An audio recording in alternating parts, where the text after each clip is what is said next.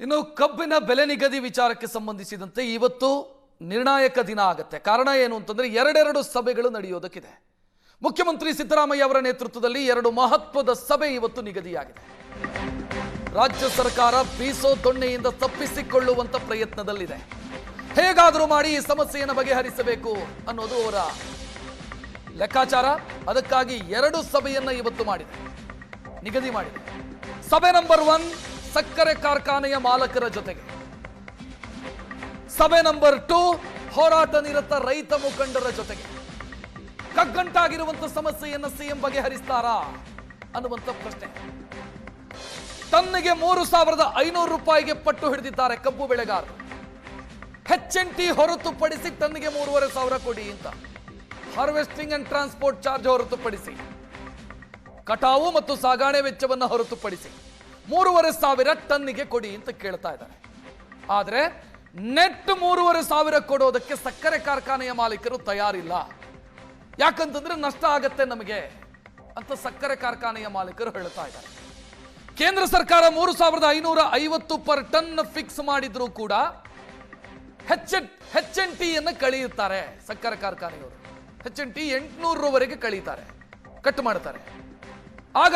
ಆ ರೀತಿಯಾದಾಗ ನಮಗೆ ಸಿಗೋದು ಒಂದು ಟನ್ನಿಗೆ 2,750 ಮಾತ್ರ. ಒಂದು ಟನ್ನಿಗೆ 2,750 ಸಿಕ್ಕರೆ ನಮಗೆ ನಷ್ಟ ಆಗತ್ತೆ ಅಂತ ಕಬ್ಬು ಬೆಳೆಗಾರರು ಹೇಳ್ತಾರೆ.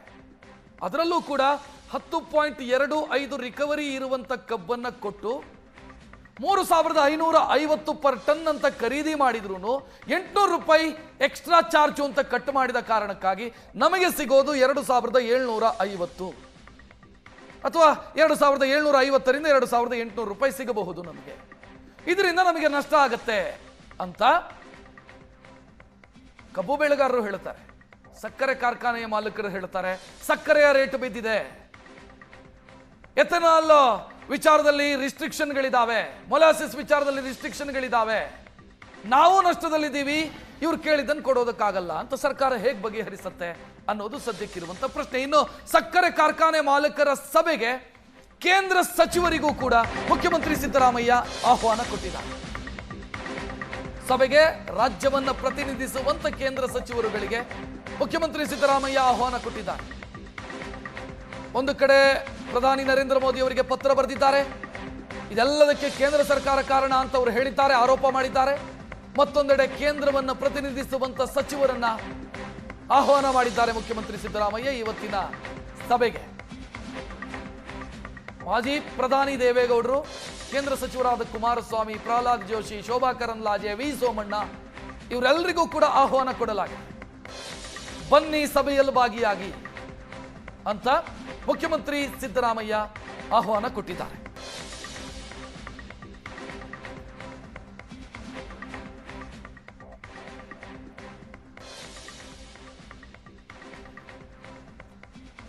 ಹೆಚ್ಚಿನ ಡೀಟೇಲ್ ನೀಡೋದಕ್ಕೆ ನಮ್ಮ ಪ್ರತಿನಿಧಿ, ನಮ್ಮ ಪೊಲಿಟಿಕಲ್ ಬ್ಯೂರೋ ಹೆಡ್ ಆನಂದ್ ಬೈದನ ಮನೆ ನೇರ ಸಂಪರ್ಕದಲ್ಲಿ. ಆನಂದ, ನಿನ್ನೆ ನಿರೀಕ್ಷೆ ಇತ್ತು ಸರಿ ಹೋಗಬಹುದು ಅಂತ, ಬಟ್ ಇವತ್ತಿಗೆ ಅದು ಮುಂದೂಡಿಕೆಯಾಗಿದೆ. ಇವತ್ತಾದರೂ ಸರಿಪಡಿಸುವಂತ ಸಾಧ್ಯತೆಗಳಿದಾವ? ಸರ್ಕಾರ ಯಾವ ರೀತಿ ಬಗೆಹರಿಸಬಹುದು?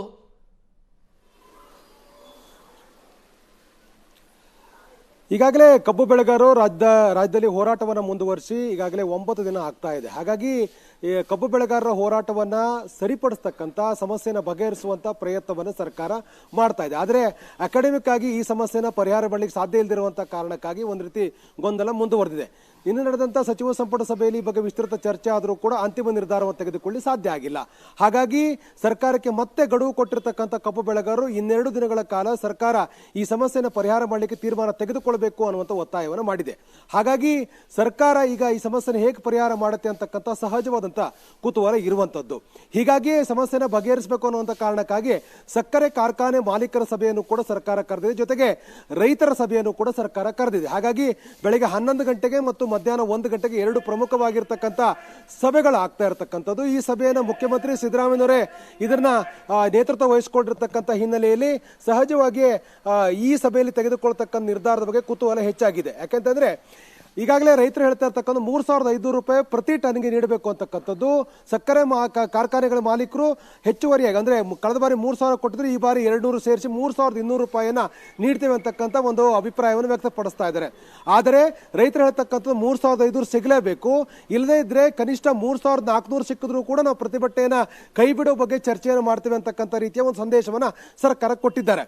ಈಗ ಇರ್ತಕ್ಕಂಥ ಸಮಸ್ಯೆ ಅಂದ್ರೆ ಕಟಾವು ಮತ್ತು ಸಾಗಾಣಿಕೆ ವೆಚ್ಚವನ್ನು ತೆಗೆದಿದ್ದೇ ಆದ್ರೆ ನಿಶ್ಚಿತವಾಗಿಯೂ ಕೂಡ ರೈತರಿಗೆ ಸಿಗ್ತಕ್ಕಂಥದ್ದು 2,600ರಿಂದ 2,900 ಅಂತಕ್ಕಂಥ ಮಾತನ್ನ ಸರ್ಕಾರ ಹೇಳ್ತಾ ಇರತಕ್ಕಂಥದ್ದು. ಹಾಗಾಗಿ ಪ್ರತಿ ಟನ್ಗೆ ಸರ್ಕಾರ ಯಾವ ಒಂದು ದರವನ್ನು ನಿಗದಿ ಮಾಡುತ್ತೆ ಅಂತಕ್ಕಂಥ ಕುತೂಹಲ ಕಾರಣ ಆಗಿದೆ.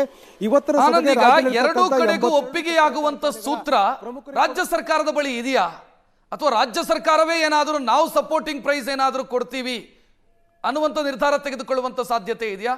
ಅಂದ್ರೆ ಸರ್ಕಾರದ ಬೊಕ್ಕಸದಿಂದ ಟನ್ನಿಗಿಷ್ಟು ಅಂತ ನಿಗದಿ ಮಾಡ್ತೀವಿ ಅನ್ನೋ ಸಾಧ್ಯತೆಗಳಿದಾವ?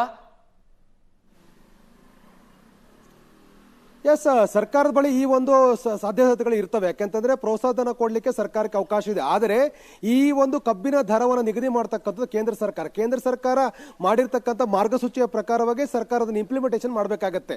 ಈ ಇಂಪ್ಲಿಮೆಂಟೇಷನ್ ಹಂತದಲ್ಲಿ ಸಹಜವಾಗಿಯೇ ಸರ್ಕಾರದ ಮೇಲೆ ಒತ್ತಡ ಹೇರ್ತಕ್ಕಂಥ ಪ್ರಯತ್ನವನ್ನ ಸಕ್ಕರೆ ಕಾರ್ಖಾನೆಗಳ ಮಾಲೀಕರು ಮಾಡ್ತಾರೆ ಮತ್ತು ರೈತರು ಕೂಡ ಮಾಡ್ತಾರೆ. ಹಾಗಾಗಿ ಈ ಸಂದಿಗ್ಧ ಪರಿಸ್ಥಿತಿನ ಪರಿಹಾರ ಮಾಡತಕ್ಕಂಥ ಪ್ರಯತ್ನವನ್ನ ಸರ್ಕಾರ ಮಾಡಲೇಬೇಕಾಗತ್ತೆ.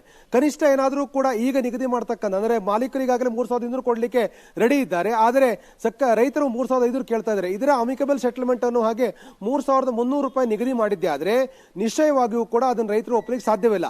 ಹಾಗಾದಾಗ ಸಹಜವಾಗಿ ಸಕ್ಕರೆ ಕಾರ್ಖಾನೆಗಳ ಮಾಲೀಕರ ಮನವೊಲಿಸತಕ್ಕಂಥ ಜವಾಬ್ದಾರಿ ಸರ್ಕಾರದ್ದು.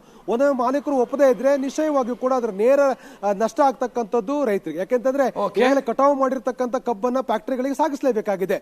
ಈ ಹಂತದಲ್ಲಿ ಪ್ರೋತ್ಸಾಹ ಕೊಡ್ತಕ್ಕಂಥ ಪ್ರಯತ್ನವನ್ನು ಸರ್ಕಾರ ಮಾಡಬೇಕಾಗತ್ತೆ. ಸರ್ಕಾರ ಅಷ್ಟು ಇಚ್ಛಾಶಕ್ತಿಯನ್ನು ಪ್ರದರ್ಶನ ಮಾಡತಕ್ಕಂಥ ಕುತೂಹಲ ಇದೆ. ಯಾಕೆಂದ್ರೆ ನಿನ್ನೆ ಮುಖ್ಯಮಂತ್ರಿಗಳು ಬಹಳ ಸ್ಪಷ್ಟವಾಗಿ ಹೇಳಿದ್ರೆ ಇದ್ರಲ್ಲಿ ನಮ್ಮ ಪಾತ್ರ ಏನಿಲ್ಲ, ಕೇಂದ್ರ ಸರ್ಕಾರ ಮಧ್ಯಪ್ರವೇಶ ಮಾಡಬೇಕು, ಕೇಂದ್ರ ಸರ್ಕಾರ ನಿರ್ಧಾರ.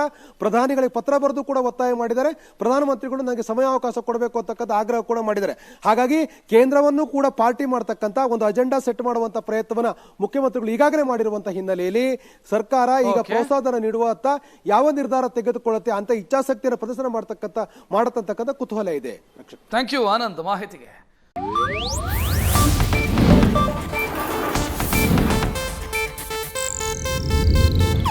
ಇದು ಏಷ್ಯಾನೆಟ್ ನ್ಯೂಸ್ ನೆಟ್ವರ್ಕ್ ಪ್ರಸ್ತುತಿ.